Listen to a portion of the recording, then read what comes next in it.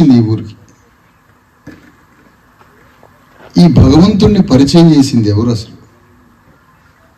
ఇట్లా ఉంటాడు ఈ భగవంతుడని ఈ విగ్రహాన్ని తీసుకొచ్చి ఈ గ్రామానికి పరిచయం చేసి ఈ విగ్రహాన్ని వేసి ఏ అగ్రకుల దొరల దగ్గర ఒక పైసా పావల ముట్టుకోకుండా మన రక్తంతో వేసిన ఈ విగ్రహాన్ని ఈ గ్రామంలో వేసిన దానికోసం కష్టపడి డబ్బులు సంపాదించి ఈ విగ్రహాన్ని తీసుకొచ్చి వేసిన ఇంత పెద్ద పని చేసిన శివ మహారాజు మరియు అతని బృంద సభ్యులందరికీ మీ అందరి మధ్యలో వారికి జైబీములు తెలియజేస్తాను. ఇది ఒక రాష్ట్ర చరిత్రలోనే ఒక ఆదర్శమైన కార్యక్రమం, దేశంలోనే ఆదర్శం, ఒక ఆదర్శం. ఏ ఎమ్మెల్యేలు మంత్రులు అగ్రకులాలు దొరల దగ్గరికి పైసా పావల ముట్టుకోకుండా కష్టార్జితంతో ఆయన ఏ ప్రజల కోసం పరితపించారో ఆ పీడితుల దగ్గర నుంచే ధనాన్ని సేకరించి ఇంత పెద్ద కార్యక్రమాన్ని చేసినటువంటి మీ అందరికీ, గ్రామస్తులందరికీ, సహకరించిన చుట్టుపక్కల ప్రాంతాలందరికీ ఇందులో భాగస్వాములైన వారందరికీ మరొకసారి జైభీములు తెలియజేస్తూ, ఒక 50 కిలోమీటర్ల దూరం పోతే ఇక్కడ ఒక కృష్ణా నది ఉంటుంది. కొద్ది దూరం దగ్గర ఉండొచ్చు, కొంచెం అటు ఇటు ఉండొచ్చు. ఈ కృష్ణా నది కర్ణాటక నుంచి ఆ జూరాల అవతల కర్ణాటక నుంచి స్టార్ట్ అవుతున్న ఈ కృష్ణా నది దగ్గర కొంచెం ముందుకు వస్తే అక్కడ గద్వాల సంస్థానం అని ఒకటి ఉంటుంది. దాని కింద వందల వేల గ్రామాలు. అది ఒక రెడ్డి గారి సంస్థానం. అక్కడి నుంచి ఒక 70 కిలోమీటర్లు దాటితే ఇక్కడ కొల్లాపూర్ సంస్థానం, ఇది వెలమదొర సంస్థానం. దాని కింద కొన్ని వందల వేల గ్రామాలు, లక్షల ఎకరాల భూమి, కొన్ని వందల గ్రామాలు. ఆ కొల్లాపూర్ సంస్థానం కూడా దాటి అదే కృష్ణానది ఒడ్డునెమ్మడబడి ఆ శ్రీశైలం సాగరు అవన్నీ దాటిన తర్వాత కిందికి పోతే ముత్యాల రాజావారు వారిది ఒక సంస్థానం, అది కమ్మదొరల సంస్థానం. కమ్మదొర ముత్యాల రాజావారు, ఈడికొస్తే కొల్లాపూర్ రాజావారు, దాని వెనక 50 కిలోమీటర్ల అవతల పోతే గద్వాల రాజావారు. ఈ సంస్థానాల కింద కొన్ని వందల వేల గ్రామాలు, లక్షల ఎకరాల భూమి, పెద్ద పెద్ద రాజ సంస్థానాలు.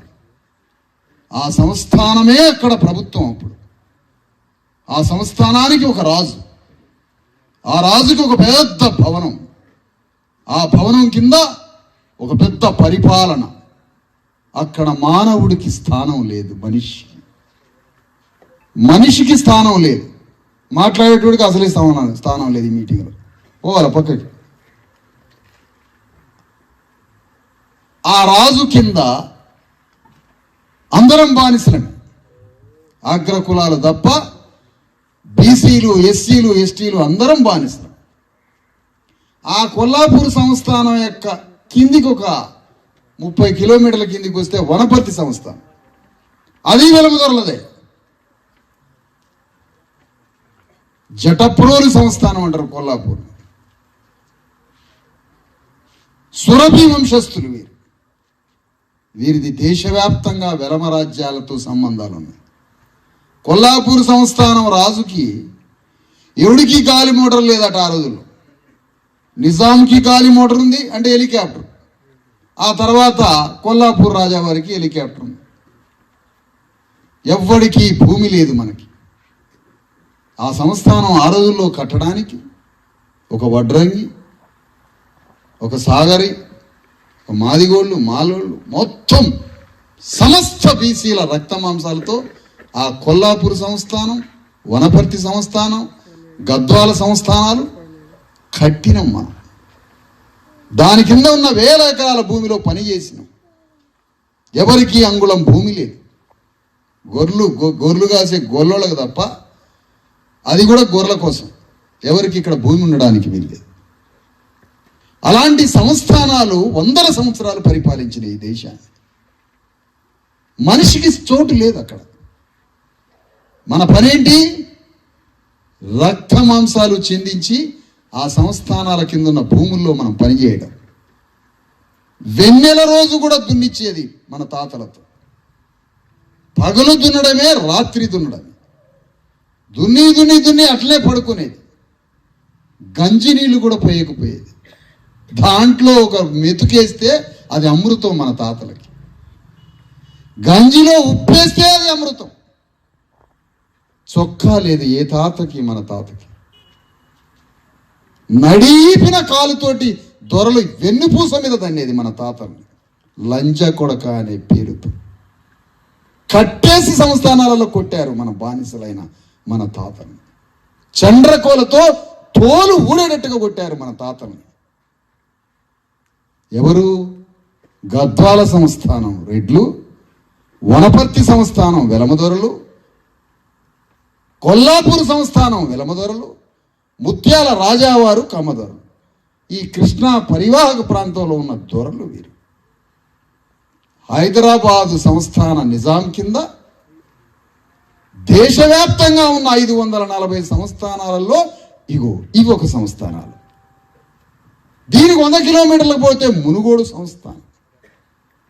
ఈ సంస్థానాల కింద మనమంతా మన తాతలు బానిస చాకిరీ చేసి మనం ఆ గడీలల్లో 7 సంవత్సరాల పిల్లగాడే ఆ గడీలలోకి పోయి గొడ్లని వాటిని వేపుకుంటూ వాటిలో పని చేసుకుంటూ ఎముకలు ఇరిగేటట్టుగా వాడికి పని చేసుకొని జీవితాన్నే దొరలకి అర్పితం చేసి మనకి పేరు లేదు, మనకి భూమి లేదు, మనకి పేరు కూడా లేదు.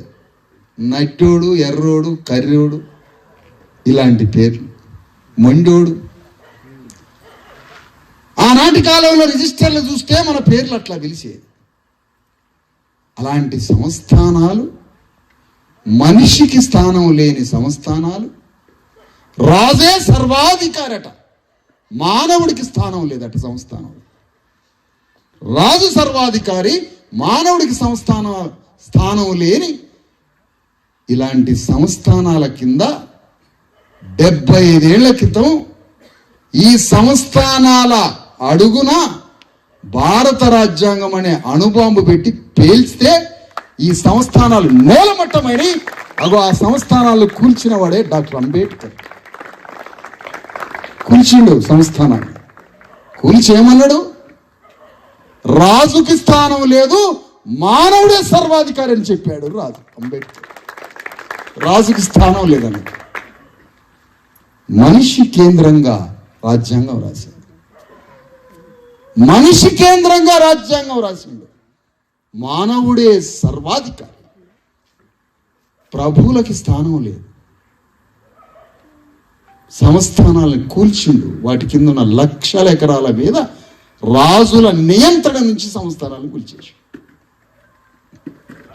అంబేద్కర్ చనిపోయింది. ప్రభుత్వం ఏర్పడింది. ఏమిటి ప్రభుత్వం?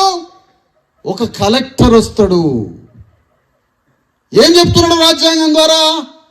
ఎక్కడెక్కడ మానవులు ఉన్నారు, గుట్టల మీదనా, చెట్లలనా, నల్లమల్ల అడుగులనా, ఆ సంస్థానాల కింద నలిగిపోయిన తురకదిన్నె గుట్టల్లో, ఈ చెట్లల్లో, ఈ అటవీ ప్రాంతంలో తురకదిన్నె ఊరులోకి వచ్చి కలెక్టరు ఈ తురకదిన్నెలో మాదిగోళ్ళు ఎక్కడున్నారు ఆ తలలు లెక్క పెట్టండి, మాలోళ్ళు ఎక్కడున్నారు తలకాయలు లెక్క పెట్టండి, గొల్లోళ్ళు ఎక్కడున్నారో లెక్క పెట్టండి, పద్మశాలీలు పట్టణాశయ ఆయన ఎక్కడ లెక్క పెట్టండి, వడ్డాయన, వడ్డెరాయన, సాగరాయన, గొల్లాయన, గౌన్లాయన, ఇట్లా ప్రతి కులం ఎక్కడెక్కడ బతుకుతున్నారు, ఎట్లా బతుకుతున్నారు, వానికి సొక్కా ఉందా, ఇల్లుందా, తిండి ఉందా, బర్రెలున్నాయా, గొర్రెలున్నాయా, ఎలాంటి జీవితం జీవిస్తున్నాడో కలెక్టర్ని పంపించిండు అంబేద్కర్. రాజ్యాంగంలో కలెక్టర్ రాసుకున్నాడు. ఎంఆర్ఓకి ఇచ్చిండు కాగితం. ఎంఆర్ఓ దగ్గరికి కాగితం వచ్చింది. ఇక మానవుడి కోసమే ఈ ప్రభుత్వం అన్నాడు అంబేద్కర్. లెక్క రాసింది. కలెక్టర్ పని అదే. ఆ కలెక్టరు, ఎంఆర్ఓ, గ్రామ కార్యదర్శి అందరూ కలిసి మనుషులను లెక్క పెట్టి ఇగో ఈ మానవుల కోసం ప్రభుత్వం ఏర్పడింది అన్నాడు అంబేద్కర్. మనిషి కోసం రాజ్యం వచ్చింది, గవర్నమెంట్. అదే రిపబ్లిక్, భారత గణతంత్ర ప్రజాస్వామ్య దేశాన్ని స్థాపించాడు అంబేద్కర్. సంస్థానాలని కూలగొట్టాడు. అంబేద్కర్ చనిపోయాడు, బాగానే ఉంది. ఈ సంస్థానాలని పరిపాలించినోడు ఇక అంబేద్కర్ చనిపోయాడుగా, ఇప్పుడు లేడు అంబేద్కర్. ఆయన ఉద్యమాన్ని నడపడానికి మనిషి లేడు. ఇప్పుడు ఈ సంస్థానం వాడు కాంగ్రెస్లో చేరిండు, మళ్ళీ బతికినవాడు ఇంకేడ చచ్చిండు. ఈడే కాంగ్రెస్లో చేరి దొర సంస్థానానికి పునాదులు కట్టుకున్నాడు. మళ్ళీ ఇదే దొర కమ్యూనిస్ట్ పార్టీలో చేరిండు, కాంగ్రెస్ పార్టీలో చేరిండు. ఇదే దొర టిఆర్ఎస్ పార్టీలో చేరిండు. ఇదే దొర ఇంకే పార్టీలో చేరిండు, బీజేపీలో చేరిండు. ఏంది మా సంస్థానాలు కూలగొడితే మేము పార్టీలలో చేరుతాం, మమ్మల్ని అడ్డుకునేది కూడా అంటాడు దొర. ఛాలెంజ్ చేస్తాండి. బీజేపీ నాదే, కాంగ్రెస్ నాదే, కమ్యూనిస్ట్ పార్టీ నాదే, ఎన్టీ రామారావు తెలుగుదేశం పార్టీ వచ్చిన నాదే, కాంగ్రెస్ నాదే, కమ్యూనిస్ట్ నాదే, తెలుగుదేశం నాదే, జనతా పార్టీ రాజుల కోసం పుట్టిన క్షత్రియుల గుండెల నుంచి పుట్టినటువంటి జనతా పార్టీ నాదే, ఏ పార్టీ వచ్చినా నాదే అని అంబేద్కర్ సంస్థానాలను నిలమట్టం చేస్తే ఆ సంస్థానాల అధిపతులు మళ్ళా పార్టీలలో చేరి మళ్ళా గ్రామాలను పట్టుకున్నారు. ఇక చెప్పండి, ఇప్పుడు అంబేద్కర్ని ఎట్ట బతికేయాలో చెప్పండి. నువ్వు లేకపోతే మేమేమైపోదు అన్నావు, బాగానే ఉంది. నువ్వు వాడినవు, ఏడ్చినవు, బాధపడ్డావు. నీ యుద్ధం ఏంది ఇప్పుడు చెప్పు లెక్క. అంబేద్కర్ లేడు, ఉద్యమాన్ని కొనసాగించేటోడు లేడు. మళ్ళీ దొరొచ్చి ఆ సంస్థానం ద్వారా దులుపుకొని అయ్యి సొక్కలాగా దులుపుకొని వచ్చి మళ్ళీ పార్టీలో చేరిండు. మళ్ళా పార్టీ ఆయింది. ఎక్కడ దాకపోయింది? మళ్ళా వెలమ దొర మహబూబ్ నగర్ పార్లమెంటు ఎంపీగా వచ్చి పోటీ చేసిండు చంద్రశేఖరరావు అనే వెలమ దొర. ఆ సంస్థానాల ముద్దుబిడ్డ అతను. తెలంగాణ ముద్దుబిడ్డ కాదు ఆయన. మీరు పిచ్చోళ్ళు తెలంగాణ ముద్దుబిడ్డ అని మీరు అనుకున్నారు. కొల్హాపూర్, వనపర్తి, వెలమ సంస్థాన రాజుల ముద్దుబిడ్డ కేసీఆర్ వచ్చి ఇక్కడ పోటీ చేసి ఏం చెప్పిండు నీకు? తెలంగాణ వాదం అన్నాడు. ఆయన జోకులైతే నువ్వు నవ్వినవు, ఓటేసినవు. మళ్ళా కొల్హాపూర్ సంస్థానాన్ని అంబేద్కర్ కూలగొడితే కేసీఆర్ వచ్చి మన సంస్థానం స్టార్ట్ చేసి నీకేమొచ్చింది? తెలంగాణ వాదం అని నువ్వు అన్నావు. పాపం ఎవరు పద్మశాలి ఆయన పోటీ చేసినాడు కేసీఆర్ మీద. ఏమన్నాడు కేసీఆర్? తెలంగాణ వాదం కావాలన్నా వద్దా నీకు చెప్పు, తెలంగాణ వాదం కావాలంటే నాకు ఓటే అన్నాడు. కానీ పద్మశాలి ఆయన ఒక రాజు మీద పోటీ చేయడానికి వచ్చింది అంబేద్కర్ ద్వారా. ఇప్పుడు ఈయనేమన్నాడు వచ్చి, నీకు తెలంగాణ వాదం బతకాలంటే నాకు ఓటే అన్నాడు. వామ్మో, ఈయనకు ఓటే అయిపోతే తెలంగాణ వాదం చచ్చిపోతురు నాయన, తెలంగాణ రాకపోతే మన బతుకులు ఎట్లా అని మళ్ళా కొల్లాపూర్ సంస్థానం ముద్దుబిడ్డ కేసీఆర్కి ఓటేసింది. గోయిందా ఈ పద్మశాలుడు పోయిండు, రాజ్యం పోయింది, అన్నీ పోయినాయి. మళ్ళా దూరం తెచ్చుకో. ఒక్కొక్క వాదంతో మళ్ళీ రాజులు అవతారం ఎత్తుతున్నారు. ఢిల్లీ పాలకులేంటి మన మీద అని తెలుగుదేశం పార్టీ దాంట్లో దొరలు చేరినరా ఈ వెలమ దొరలు. ఆంధ్ర వాడి పెత్తనం ఏంటి అని తెలంగాణ వాదం మొదలు పెడితే మళ్ళీ అందులో దొరలు చేరినరా, దొరలే దుకాణం పెట్టినరుగా. ఈ కాంగ్రెస్ పెత్తనం మన మీద ఏంటి, జనతా పార్టీలో మళ్ళా దొరలు చేరినరా. ఈ పెట్టుబడిదారుల ప్రభుత్వం ఏంటి, మునుగోడులో ఒక వెలమాయన 4 సార్లు ఎమ్మెల్యే అయ్యండి వెలమ దొర మునుగోడులో సిపిఐ పార్టీ నుంచి. మళ్ళా అక్కడ దొర ఏంటిది?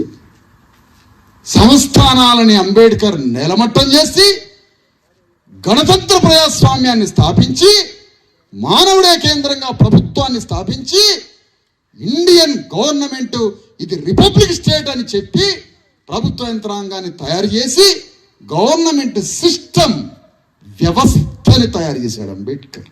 వ్యవస్థని. అంబేద్కర్ అంటే వ్యవస్థ, సిస్టమ్. ఆ సిస్టాన్ని మళ్ళీ కూలగొట్టడానికి దొరలు స్టార్ట్ అయ్యారు. మరి మనం ఏం చేస్తున్నాం చూసారా?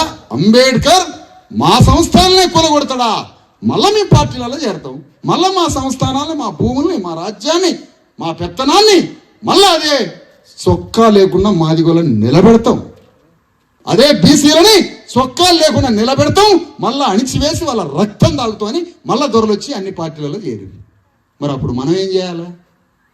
నువ్వు మళ్ళీ అదే పార్టీలకు పోయి అంబేద్కర్ నేలమట్టం చేసిన ఆ దొరలకి నువ్వే ఓటేసి మళ్ళీ గెలిపించినావు. ఎవరిని నువ్వు గెలిపించింది? మన తాతకి సొక్కా లేకుండా కట్టేసి లంజ కొడక లమిడి కొడక అని శరణకోల పెట్టి కొట్టి చంపిన దొరలకి నువ్వు ఓటేసి గెలిపించినావు. అంబేద్కర్ ఏం చేసిండు? మన జాతుల రక్తం దాగిన దొరల రాజ్యాన్ని అంబేద్కర్ నేలమట్టం చేస్తే దొరకి నువ్వు ఓటేసి నువ్వు బతికించినావు. దొర అంటే ఒక వెలమైన కాదు సారు, రెడ్లే ప్రధానంగా దొరలు తెలంగాణ. మళ్ళీ దొర అంటే వెలమైన అనుకోలేరు, రెడ్లు తప్పించుకుంటారు మళ్ళీ దాని నుంచి. ఈ ఇద్దరు మనమేమో దొరను బతికించినాం, అంబేద్కర్ ఏమో నేలమట్టం చేసి. ఎవరు ఎటు దారి? తెలంగాణ ముఖాన్ని కోల్పోయింది, తెలంగాణ తన ధ్రువాన్ని కోల్పోయింది, తెలంగాణ తన అసలైన పోరాట స్వభావాన్ని చంపుకున్నది. మళ్ళీ ఇక్కడే పోరాటం, తెలంగాణ ఉద్యమాల కిల్లా. ఏం కిల్లా? నీ బొంద కిల్లా. నీ స్వభావం ఎటుపోయింది, నీ ధ్రువం ఎటుపోయింది, బీసీ ఎస్సీ ఎస్టీ ఒక వాదం ఎటుపోయింది. ఆ విధంగా అంబేద్కర్ 540 సంస్థానాలని ప్రభువు రాజు సర్వాధికారి అన్న మాటకి చెల్లుబాటు ఇచ్చి ఇక మానవుడే కేంద్రంగా ఇండియన్ గవర్నమెంట్ రిపబ్లిక్ రాజ్యాన్ని నిర్మించాడు.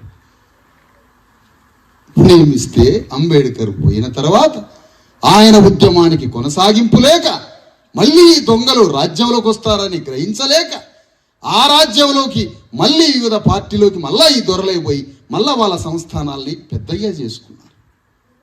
ఇప్పుడు మళ్ళీ మన పోరాటం మొదలు కావాలి.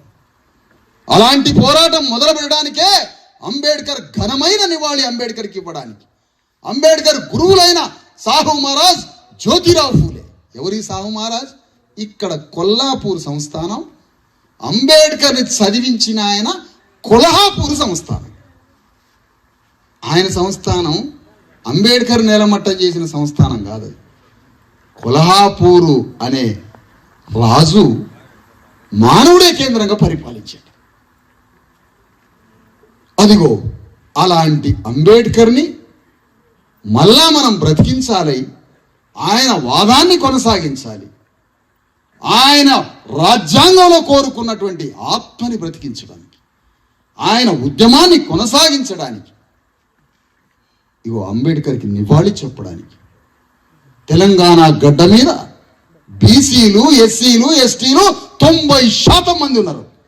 ఆ 90% మందికి భూమి ఏది అని అడుగుతున్నాం. 90% మందికి తెలంగాణ గడ్డ మీద భూమి ఏది? ఏది భూమి? ఎక్కడ దాక్కుందా భూమి? ఎవరింట్లో దాక్కున్నదా భూమి? ఆ కాగితాలు ఎక్కడున్నాయి? భూమి ఎక్కడ మాయమైంది తెలంగాణ గడ్డ మీద? అంత రక్తసిక్తం, భూ పోరాటాలు అన్నీ జరిగినాయే. ఏది మన భూమి అంటే మళ్ళా ఈ భూస్వాముల దగ్గరే ఆ భూమి నాని. మన రాలే, మన చేతికి భూమి రాలే. మరి ఎప్పుడు మాకు భూమి? ఎవడు చచ్చిపోయినాక, ఎన్ని తరాలు చచ్చిపోయినాక భూమి వస్తుంది మాకు? ఎన్ని తరాలు చనిపోవాలి? 2,50,000 ఎకరాల భూమి ఒక భూస్వామికి ఉంటే మనం చస్తే బొంద పెట్టడానికి మనకి జాగలేదు. కానీ ఒకడికి 2,40,000 ఎకరాల భూమి. పోరాడద్దా? బొందకి జాగలేనోడు యుద్ధం చేయొద్దా? సమాధి కట్టుకోవడానికి స్థలం లేనివాడు యుద్ధానికి పోవద్దా? ఏం బతుకుమన్నది? ఏం బతుకుమన్నది? నువ్వు నిద్రపోతున్నావు కాబట్టే, నువ్వు ప్రశ్నించట్లేదు కాబట్టే అంబేద్కర్ నేలమట్టం చేసిన సంస్థానాల అధీశులు మళ్ళొచ్చి పార్టీలో చేరి మనల్ని ఓటు అడిగిండు ఉంటా. చూసిరా వాడు ఎంత తెలివిగలడు? చూసిరా ఇప్పటికీ మన చెయ్యి ఆయన చేతిలోనే ఉంది, బొమ్మరిల్లాగా. ఇప్పటికీ ఈ ఊళ్ళో కూడా ఇంకా నాన్న నా చెయ్యి నీ చేతుల్లోనే ఉంది నాన్న, ఎప్పుడు వదిలిపెడతావు? బొమ్మరిల్లు అంటే కానీ నీకు గుర్తురాదు. ఇక అది మరి ఈ చేతుల్ని వదిలిపెట్టేది ఎప్పుడు, ఈ చెయ్యి గుర్తుకి ఓటు చంపేది ఎప్పుడు, ఆ చెయ్యిని ఎరగొట్టేది ఎప్పుడు? ఈయన లెక్క పెట్టినాడు, రేవంత్ రెడ్డి మొత్తం లెక్క పెట్టినాడు, ఎవడికి తెలియనట్టు లెక్కలు. ఎవరు ఎంత కులం ఉన్నారు మమ్మల్ని అడగరాదు, చెబుతాం ఈ మూగినే. ఈ లెక్కలకి 300 కోట్లు ఖర్చు పెట్టి 30 రూపాయలు ఇచ్చి చెప్పేటోడు నేను లెక్కలు మొత్తం. ఈయనకు ఒక లెక్కలు 300 కోట్లు అట. అరే ఎంతమంది ఉన్నారా తెలంగాణలో? 90 మంది, 100కి 90%. 3 కోట్ల మంది పైగా బీసీ ఎస్సీ ఎస్టీలు ఉన్నారు. రెడ్లు 4% ఉన్నారని తేలిపాయి. వెలమోలు 1% కూడా లేరని తేలిపాయి. మరి ఆ తేలిపోయినటువంటి మొత్తం రెడ్డి వెలమలు కలిపితే 5% అంట. రెడ్డి వెలమలు కలిపితే 5%, బీసీ ఎస్సీ ఎస్టీలు మొత్తం కలిపితే 90%. భూమిని మంచు మరి ఇప్పుడు లెక్క పెట్టినావుగా, లెక్క పెట్టగా సంబరమమ్మ. పంచభూమి అధికారం పంచు.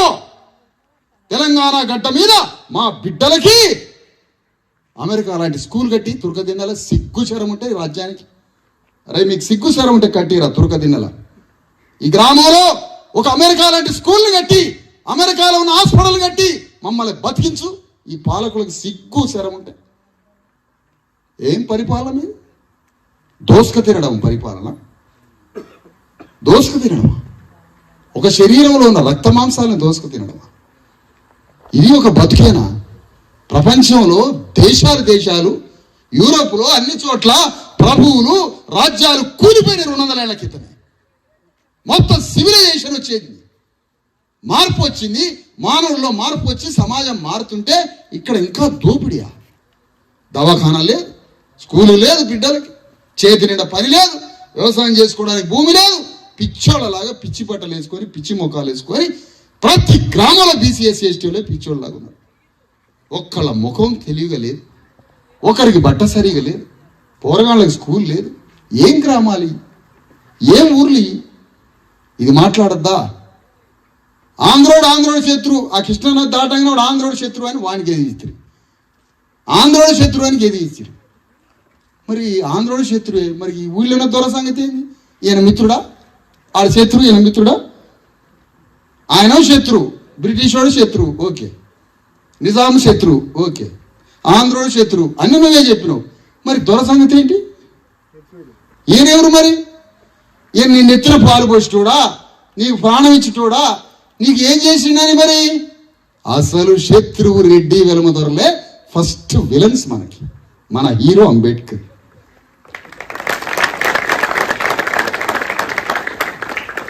మన హీరో అంబేద్కర్. మన హీరో జూనియర్ ఎన్టీఆర్ కాదు. మన హీరో వాడు పుష్పాలేవుడు, వాడు వంకర చేయి పెట్టుకొని తిరిగినోడు, వాడు 1800 కోట్లు వేసుకొని పోయాడు. వాడి పేరేంది? వాడి పేరేంది? అల్లు అర్జున. వాడిని పాకిస్తాన్ తోటి యుద్ధం చేయమనంటారా? వాడిని బొక్కలు వీడు ఇరగొట్టించుకుంటాడో వాడు ఇరగొడతాడో మనకు తెలియదు. కానీ వీడు ఒక్కొక్కడు 200 మందిని కొడతాడు సినిమాలల్లా, 500 మందిని కొడతాడట. ఒకడు రామ్ చరణ్ అనేటువంటి 2000 మందిని కొడతాడట ఇదో సినిమాల. ఒక్కొక్కడు మళ్ళీ వీళ్ళు ప్రెస్ మీట్లు పెట్టి సినిమా షూటింగ్ బాగా వచ్చింది, చాలా సీరియస్గా చేసాము షూటింగ్, అంత రియలే, డూప్స్ లేరు, బాగా కష్టపడ్డాం అంటారు. నువ్వు నిజంగానే కష్టపడితే సినిమాలో డూప్స్ లేకుండా కష్టపడ్డావు, నిజంగానే ఫైట్స్ చేశాము అన్నావు ప్రెస్ మీట్లో. ఫైట్స్ నిజంగా చేసినట్టేనా? డూపులు లేరట, కష్టపడ్డామాట. మరి పాకిస్తాన్తో యుద్ధం చేయి. వాడు జూనియర్ ఎన్టీఆర్ని పాకిస్తాన్ మీద యుద్ధం అని పంపుదాం. ఈ రేవంత్ రెడ్డి చెప్పి ఆయన ఉండేది బంజారా హిల్స్నే, ఈ పోరగాళ్ళు ఉండేది బంజారా హిల్స్నే కదా. ఒక్కోడికి 30 సంవత్సరాలు లేవు, 3000 కోట్లు సంపాదించారు ఈ పిచ్చోళ్ళని అడ్డం పెట్టుకుని. పుష్ప సినిమాకి 1800 కోట్లు. ఎవరి పైసలు? ఎవరి 150-200 రూపాయలు ఏడమాసం వచ్చేది కదా, వాని పొందన కొట్టిర్రు పైసలు తీసుకుపోయి. ఏడను కోసుకొని తినేటోళ్ళం కదా. నువ్వు నిజంగానే కష్టపడ్డావు సినిమాల. మరి పాకిస్తాన్తో యుద్ధానికి పోవు ఇది ఏడదాక్కున్నారు హీరోలంతా. అరే పాపం ఇండియన్ మిలిటరీకి కదా విశ్రాంతి ఇచ్చి ఈ సినిమా హీరోలు పోవచ్చు కదా పాకిస్తాన్ మీదకి. ఒకడు ఆకాశంలో దూకుతున్నాడు థమ్స్అప్ బాటిల్ పట్టుకొని పైనుంచి. వాడు విజయ్ దేవరకొండ, ఎవడు ఆయన వెలమ సంస్థానమే. అయ్యి మహబూబ్ నగర్ దగ్గర కొల్లాపూర్ సంస్థానం చుట్టం వాడు.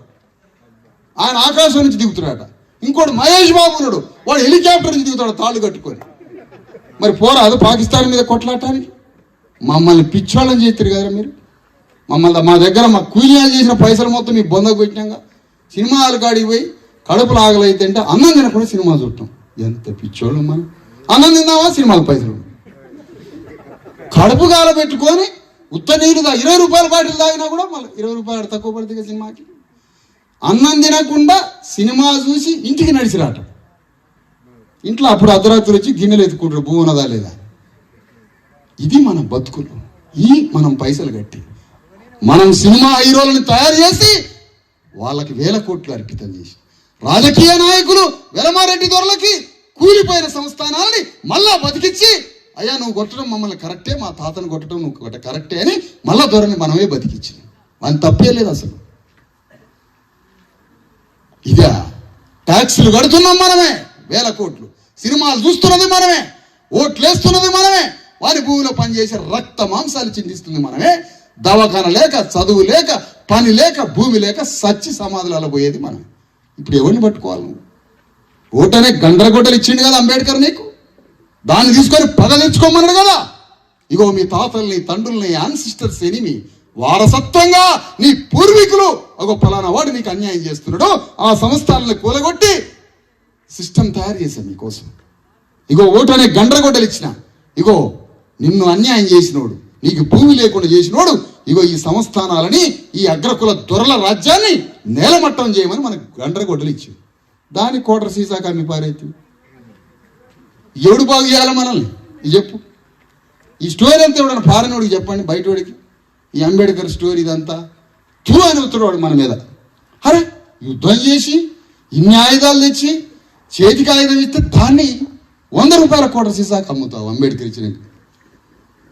అదిగో అట్లాంటి పని చేయొద్దు.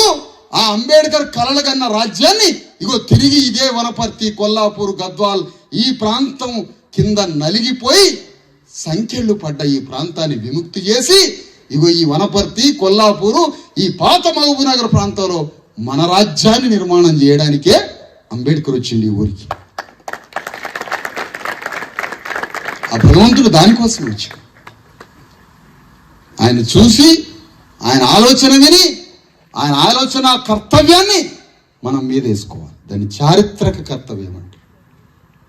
చరిత్రలో నీ కర్తవ్యం ఆ సమయానికి మిస్ అయిందంటే నీ వెనక తరతరాలు చనిపోతారని అర్థం. దాన్ని చారిత్రక కర్తవ్యం. చారిత్రక కర్తవ్యం లేదు మనకి కాబట్టి తరతరాలు చచ్చిపోతారు మనోళ్ళు. భూమిలో షేర్ లేదు మనకి, వాటా లేదు.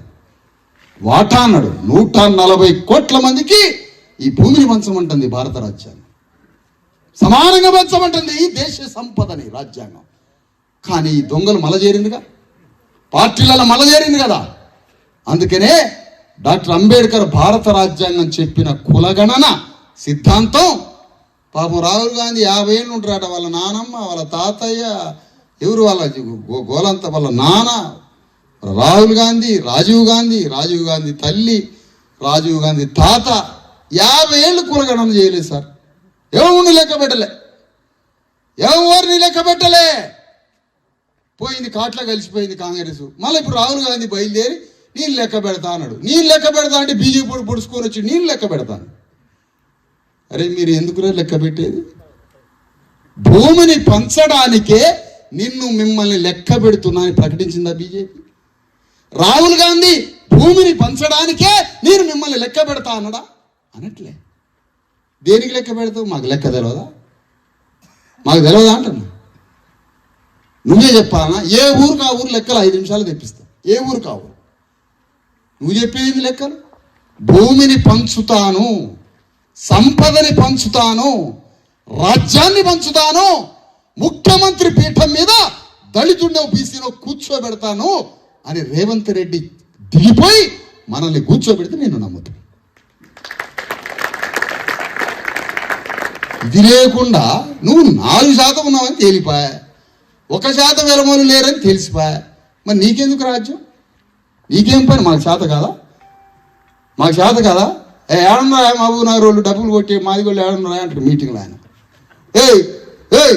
వరడు చూడు, మహబూబ్ నగర్ మాది వాళ్ళు ఏడండో డబ్బులు కొట్టండి. ఇది భాష. మహబూబ్ నగర్లో రెడ్లు ఆడున్నారా, వాళ్ళ ఊపిరి తీయండి అని చెప్తుండే డాక్టర్ అంబేద్కర్. తీయండి, తీసి అవతల పడేయండి. ఏం చేయాలి ఇప్పుడు? నిజంగా నీ బిడ్డల మీద ప్రేమ ఉందా? దవాఖాన కావాలా నీ బిడ్డలకి? నీ బిడ్డలకి స్కూల్ కావాలా? నీకు భూమి కావాలా? రాజ్యాల వాటా కావాలా? దొరలకు ఓటే బాకు, అగ్రకుల పార్టీలకు ఓటే బాకు. నీ రాజ్యాన్ని తెచ్చుకో నీ బిడ్డల భవిష్యత్తు కోసం. అదే ఇప్పుడు జరగబోయే యుద్ధం తెలంగాణలో. ఇది అసలైన తెలంగాణ ఉద్యమం. అరే తెలంగాణ ఉద్యమం అంటే మళ్ళీ దూరపడుతుంది ఇందులోనే. భూస్వామ్య వ్యవస్థ నాయన తెలంగాణ. ప్రపంచంలో ఇంత పెద్ద భూస్వామ్య వ్యవస్థ ఎక్కడా లేదు, తెలంగాణలో ఉంది. తెలంగాణలో ఉంది భూస్వామ్య వ్యవస్థ. ఆ భూస్వాముల కింద మనందరం బానిసలు. మన తాతలు, తండ్రులు, ముత్తాతలు మొత్తం బానిసలే. వాళ్ళ దగ్గర జీతాలు ఉన్నాడు, జీతమే మొత్తం. మన తాతలంతా జీతాలు జీతాలు జీతాలు జీతాలు. ఏదో అంబేద్కర్ రాబట్టి అక్కడిద్దరు ఆడ ఉద్యోగస్తులు ఎంత మంచి చదువుకున్నారు. మరి ఏం చేద్దాం? వ్యవస్థని మార్చాలి. ఆ మార్చడం కోసమే ఇది చారిత్రక కర్తవ్యం మనది. దానికోసం జరుగుతుంది బీసీ ఎస్సీ ఎస్టీ 90% ప్రజల సమరం. ఈ సమరం తెలంగాణ గడ్డ మీద అసలైన తెలంగాణ ఉద్యమం అంటే భూస్వాములు దొరలు లేని పోరాటమే అసలైన తెలంగాణ ఉద్యమం. మళ్ళా ఇందులో భూస్వామి దొరబడి తెలంగాణ ఉద్యమం అంటే ఏంటి? అది తెలంగాణ ఉద్యమం ఎట్లయితే? అది భూస్వాముల తెలంగాణ ఉద్యమం. బీసీ ఎస్సీ ఎస్టీలైనా మనమంతా ఒక బలగమై మనందరం కలిసి పోరాడితే ఇది అసలీ తెలంగాణ ఉద్యమం. ఆగా అందుకని ఈ పెద్ద ఉద్యమంలో తెలంగాణ గడ్డ మీద గ్రామ గ్రామం బీసీ ఎస్సీ ఎస్టీలను ఒక్కటి చేసి 90% ప్రజల్ని ఒక్కటి చేసి మనమే తెలంగాణ గడ్డని పరిపాలించుకుందాం. రెడ్డి రావుల రాజ్యానికి చెక్కు పెడదాం. మన బీసీ ఎస్సీ ఎస్టీలే గ్రామం నుంచి రాష్ట్రం వరకు మొత్తం పరిపాలించి అధికారాన్ని మన ప్రజలే చేజెక్కించుకొని ఓటమ్ముకోకుండా ఆత్మముకోకుండా మనమే తెలంగాణ గడ్డ మీద రాజ్యాన్ని స్థాపించి ఆ రాజ్యం ద్వారా తెలంగాణ గడ్డ మీద ఉన్న లక్షల ఎకరాల భూమిని పంచుకోవడమే అంబేద్కర్కి ఇచ్చే నిజమైన నివాళి. అంబేద్కర్ ద్వారా రాజ్యానికి వచ్చి ఒక్క కలం పోటుతో 20 లక్షల ఎకరాల భూమిని పంచుకో. హైదరాబాద్లో 400 ఎకరాల భూమి అట. 400 ఆగాలమ్మా, ఆగండి, పంచాయతీ ఆపాల. అసలు పంచాయతీ వాటాలు పెద్ద పెద్ద వాటాలు ఇక్కడ 20 లక్షల ఎకరాల భూమి పంచాయతీ ఉంది నా దగ్గర. ఇప్పుడు ఇది పంచాలి. ఇప్పుడు తెలంగాణ నాది పెద్ద పంచాయతీ పెట్టుకున్నాను నేను, చిన్న పంచాయతీ కాదు. చిన్న చిన్న కుటుంబాలని కుంట భూమి కోసం, గజం స్థలం కోసం, లేకపోతే కోడిగుడ్డు వేయలేని, మాంసం వేయలేని, ఉల్లియే తలకాయలు పలగొట్టుకుని కొట్లాట్లు మటన్ ముక్కలు సరిపోలే. నా పంచాయతీ తెలంగాణ రాజ్యం ఎట్లా రావాలనేది నా పంచాయతీ. తెలంగాణ గడ్డ మీద 20 లక్షల ఎకరాల భూమిని నా ప్రజలకు ఎందుకు పంచట్లేదురా అని గల్లా బట్టి నడి బజార్లో కట్టేసి వీడే నేరస్తుడు. మన బిడ్డలకి ఆరోగ్యం బాగలేకపోవడానికి ఇతడే నేరస్తుడు. మన తల్లుల శరీరంలో సగం రక్తం దోచుకున్న నేరస్తుడు ఇతడే. మన శరీరంలో పౌష్టికాహారం లేకపోయి మనకి టీబీ వచ్చి చనిపోవడానికి ఇతడే కారణం. వీడే నేరస్తుడని ఈ అగ్రవర్ణ పాలకులని దోషులుగా చెట్టుకు కట్టేసే పంచాయతీ మొదలుపెట్టిన తెలంగాణ గడ్డ మీద. నా పంచాయతీ పెద్దది. నాది మటన్ పంచాయతీ కాదు, కోట సీసా పంచాయతీ కాదు, అన్నదమ్ముల మధ్య కుంట భూమి పంచాయతీ కాదు. నాది పెద్ద పంచాయతీ. నాది తేలుస్తా ఈ పంచాయతీ, తేల్చి పారేద్దాం తెలంగాణలో ఈ పంచాయతీని. ఒక్కొక్కడి అవతారాల్ని, ముసుగుల్ని, తెరల్ని మొత్తం చీల్చి చెండాడతాం. ఇది రావాల్సిన తెలంగాణ ఉద్యమం. ఇది బంద్ చేసి ఎవడు పిలుతాడు పోవటం, ఎవడో నల్గొండ పిలుతున్నాడు, వరంగల్ లారీలు ఎక్కటం, ఇంత బీరు పోసి బిర్యానీ లారీలు ఎక్కటం. ఎక్కండి, గొడ్లలాగా ఎక్కండి, గొడ్లు ఎక్కినట్టు ఎక్కండి లారీ. దొరసాని ఎక్కిందా? ఎప్పుడన్నా ఎక్కిందా?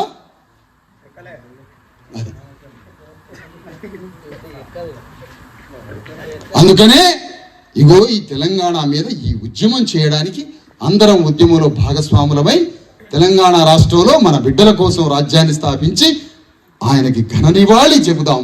అది అంబేద్కర్ విగ్రహాన్ని వేయడంలో, అంబేద్కర్ విగ్రహాన్ని నిర్మించడంలో ఆ భగవానుడిని ఈ గ్రామానికి చూపించడం అంటే అది ఆయన చూపిస్తున్నాడు. అదిగో 540 సంస్థానాలను నేలమట్టం చేశాను.